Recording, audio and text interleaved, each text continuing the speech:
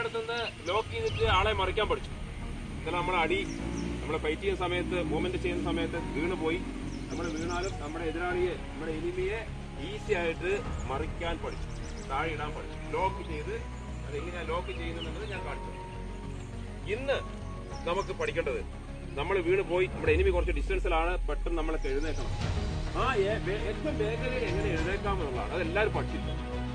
നമ്മൾ നിന്നടുത്ത front role അടിക്കാൻ പഠിച്ചു. എപ്പോഴാണ് ഫ്രണ്ട് റോളിന്റെ ആവശ്യം വരുന്നത്?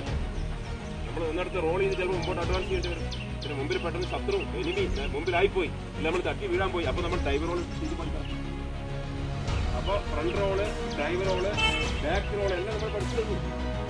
നിന്നടുത്ത് മറിയാനും നമ്മൾ പഠിക്കണം. സമ്മർദ്ദാൾ ഈസി ആയിട്ട് നിന്നടുത്തും ഫ്രണ്ടിലേക്കും ബാക്കിലേക്കും മറിയാൻ പഠിക്കണം. അതുപോലെ നിലത്ത് വീണ് കഴിഞ്ഞാൽ അടിച്ചെഴുന്നേക്കാനും നമ്മൾ പഠിക്കണം. ഒരു സെക്കൻഡിനുള്ളിൽ പെട്ടെന്ന് ചാടി എഴുന്നേക്കും. അതിന്റെ മെത്തേഡാണ് ഇന്ന് നിങ്ങൾ നമുക്ക് പഠിപ്പിച്ചത്. വീട്ടിൽ പോവാം, പ്രാക്ടീസ് ചെയ്യാം, ബെഡെടുത്തിടുക, പ്രാക്ടീസ് ചെയ്യാം. അതിന് 3 ഘട്ടമായിട്ടാണ് പഠിപ്പിക്കുന്നത്. ഒന്ന്, കിടന്നെടുത്ത് കാല് മടക്കിയിട്ട് റോൾ ചെയ്യാൻ പഠിക്കുക. ബോഡി ഈസി ആയിട്ട് നിലത്ത് പതിച്ചുകൊണ്ട്, എല്ലാ റോളും നിലത്ത് പതിച്ചിട്ടാണ് നമ്മൾ ചെയ്യുക. ഇപ്പൊ ഫ്രണ്ട് റോള് അല്ലെ ഡൈവ് റോള് തല കുത്തല്ല ചെയ്യുന്നത്, തല മാക്സിമം ഉള്ളോട്ട് വിട്ടിട്ട് ഷോൾഡർ, അപ്പൊ റോളായി. അപ്പൊ നിലത്ത് പതിഞ്ഞു കിടന്ന് റോൾ ചെയ്യാൻ ആദ്യം പഠിക്കുക. അതിനുശേഷം ആ പതിഞ്ഞു കിടന്ന് റോൾ, അതിനുശേഷം രണ്ടാമത് കാല് മുകളോട്ട് തെറിപ്പിക്കാം, കാല് മുകളോട്ട് എറിഞ്ഞു കൊടുക്കുക. അപ്പൊ തന്നെ നമുക്കൊരു വിശ്വാസം വരും, ആ ഇത് കാല് ഇത്രയും പൊങ്ങിയല്ലോ. അപ്പോ നിങ്ങളുടെ ഷോൾഡർ അടക്കം പൊങ്ങണം. ഷോൾഡർ അടക്കം പൊങ്ങിയില്ലേ നിങ്ങൾക്ക് എഴുന്നേക്കാൻ പറ്റില്ല, അത് ബുദ്ധിമുട്ടായിരിക്കും. ഷോൾഡർ പൊങ്ങി കിട്ടിയാൽ നിങ്ങൾ ഒന്നും ചെയ്യേണ്ട, കാലടിക്കോടെ എഴുന്നേറ്റ് നിൽക്കും. മനസ്സിലാവുന്നുണ്ടോ? അപ്പൊ റോളിംഗ് നോക്കൂ, എന്നെ ശ്രദ്ധിക്കുക. ഇപ്പൊ തന്നെ ഷോൾഡർ കുറച്ച് പൊങ്ങി തുടങ്ങി കേട്ടോ. ഇങ്ങനെയാണ് ചെയ്യണം. ഇങ്ങോട്ട് വരണം. ഇനി ബാക്കിൽ അടിച്ച് പോയാൽ അങ്ങോട്ട് പോവാ. ഇനി ഇവിടെ 2ാം ഘട്ടം.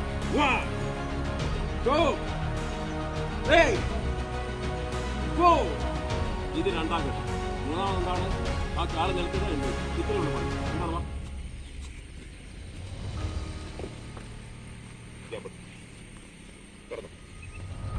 നോക്ക, ഇവർ ചെയ്യുന്ന നോക്ക, ഇവർക്ക് മനസ്സിലായിട്ടുണ്ടോ നോക്കാലോ. നേരെ മുട്ട് ചെസ്റ്റിന്റെ അടുത്തേക്ക് കൊണ്ടുവരിക, റോൾ ചെയ്യുക. ഓക്കെ, റെഡി, മുമ്പോട്ട് പോ. സ്പീഡ് ഉണ്ടെങ്കിലേ പറ്റൂ.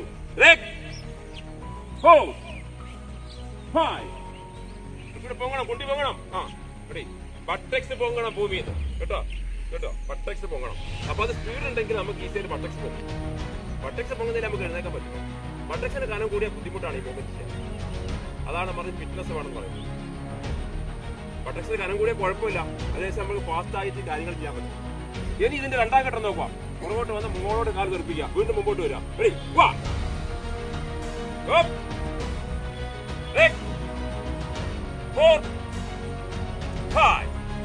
ഓക്കെ. ഇതിപ്പോ ശരിക്കും ആയിട്ടില്ല, കാല് കുടയുന്നേ ഉള്ളൂ. കാല് കുത്തനെ കൈ മുമ്പിൽ വെച്ച് ചെയ്യുന്നു. അപ്പൊ കൈ പുറകെയല്ല വെച്ചാൽ കൈ മുമ്പിൽ വെക്കുമ്പോൾ കുറച്ചുകൂടി ഈസി ആയിട്ട് ചെയ്യാൻ പറ്റും. റെഡി, നേരെ വെക്കാം. നേരെ കുത്തനെ കാല് പുറകോട്ട് പോകണം. 4, 5 നോക്കുക. ഇനി കാല് വെച്ചോ.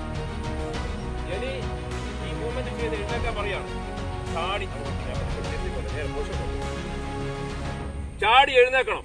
ഇത്രയും ചെയ്ത ഇവർക്ക് പുറകോട്ട് റോൾ ചെയ്ത് കാല് മേലോട്ട് തെറിപ്പിച്ചു കഴിഞ്ഞാൽ ചാടി എഴുന്നേക്കാൻ പറ്റും എന്നാണ് എന്റെ വിശ്വാസം. നോക്കാം. റെഡി, എഴുന്നേറ്റോളൂ. വീണ്ടും കിടക്കും. ചാടി എഴുന്നേക്കണം. Ready, go.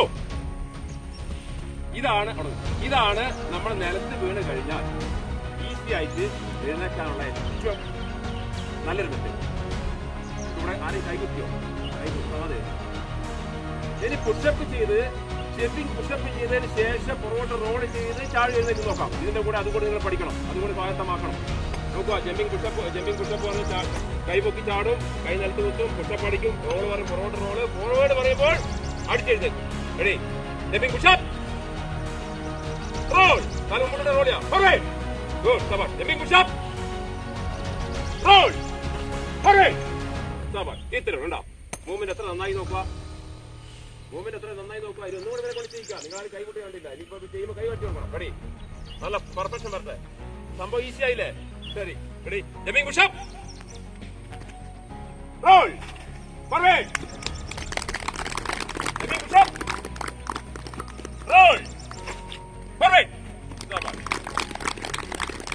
ഇന്നത്തെ ക്ലാസ് ഇവിടെ അവസാനിക്കാണ്. ഇപ്പൊ നിങ്ങൾക്ക് നിലത്ത് വീണിട്ട് നമ്മൾ ലോക്ക് ചെയ്യാൻ പഠിച്ചു. നമ്മൾ വീണ് പോയ എതിരാളിയെ ലോക്ക് ചെയ്യാൻ പഠിച്ചു. ഇന്ന് നിലത്ത് വീണ് കഴിഞ്ഞാൽ എഴുന്നേക്കാൻ പഠിച്ചു. അതുപോലെ കൈക്ക് സ്പീഡാക്കണം എന്ന് ഞാൻ പറഞ്ഞിട്ടുണ്ട്. കൈക്ക് നല്ല സ്പീഡ് വേണം. പിന്നെ കൈക്ക് സ്പീഡ് അല്ലെങ്കിലുള്ള കുഴപ്പം എന്താണ്? കൈക്ക് സ്പീഡ് അല്ലെങ്കിൽ കൈ പൊക്കിക്കോ. കൈക്ക് വളരെ സ്ലോ ആണെങ്കിൽ എന്താ കുഴപ്പം? ഇത് കണ്ടോ, അന്നേരം തന്നെ നമ്മളെ ലോക്ക് ചെയ്ത് മറിക്കാൻ പറ്റും. അപ്പൊ അതുകൊണ്ടാണ് കൈ അടിച്ചതിന് ശേഷം കൈ വലിക്കണം എന്ന് പറയുന്നത്. കൈ അവിടെ വെച്ചു കൊടുക്കാൻ പാടില്ല. ശത്രുവിന് കൈ വെച്ചു കൊടുക്കാൻ പാടില്ല. ഫാസ്റ്റ് ആയിട്ട് എതിർത്ത് അടിക്കുക, കൈ വലിക്കുക.